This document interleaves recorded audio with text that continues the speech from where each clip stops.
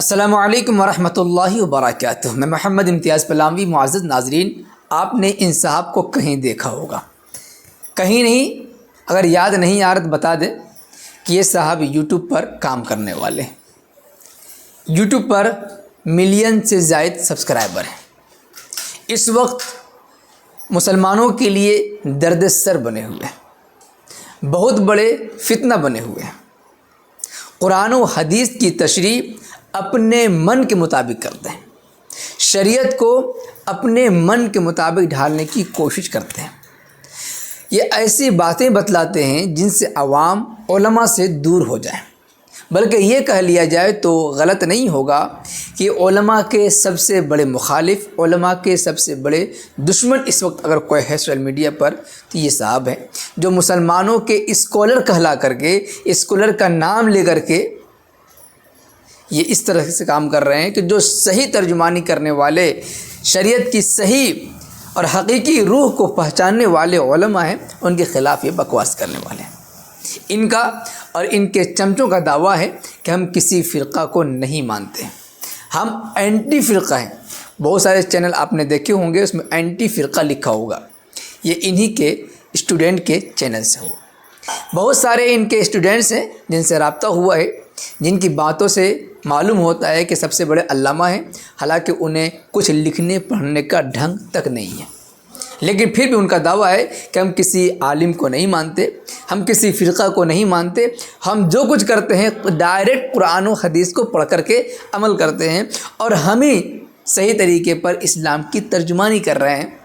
باقی حنفی ہو، شافعی ہو، مالکی ہو، حنبلی ہوں، اور اس کے علاوہ جو صوفیاء اکرام ہیں یا اس زمانے کے علماء ہیں، وہ سب کے سب مذہب اسلام کا پرچار کرنے کے بجائے صرف اپنے فرقہ اور اپنے مسلک کا پرچار کر رہے ہیں۔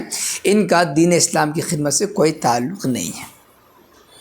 اسی طریقے سے ان کا یہ دعویٰ ہے کہ علماء عوام کو قرآن و حدیث سے دور کر رہے ہیں، قرآن و حدیث کو ترجمے کے ساتھ پڑھنے سے منع کرتے ہیں، اور اس طرح کی باتیں بنا کر کے قرآن و حدیث کا نام لے کر اپنے من کے مطابق تشریح کر کے عوام کو گمراہ کر رہے ہیں صاحب، اور یہ سمجھتے ہیں کہ ہم جو ہے بہت بڑا کام کر رہے ہیں، حالانکہ قرآن و حدیث کی مخالفت کر رہے ہیں۔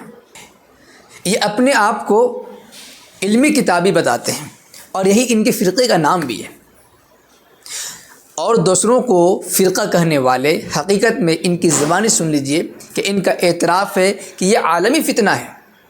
جی ہاں، آپ ان کی زبانی سن لیجئے، یہ عالمی فتنہ ہے۔ ایک کلپ بہت وائرل ہو رہی ہے، اس کلپ کو آپ سن لیجئے انہی کی زبانی، اسی سے اندازہ ہو جائے گا کہ کتنے بڑے فتنہ ہیں یہ۔ جی ہاں، کلپ کو آپ سن لیجئے۔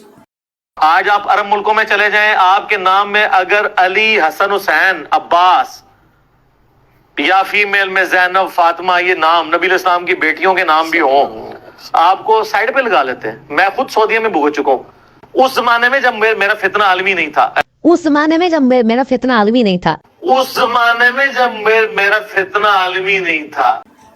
معزز ناظرین، آپ نے کلپ کو سنا۔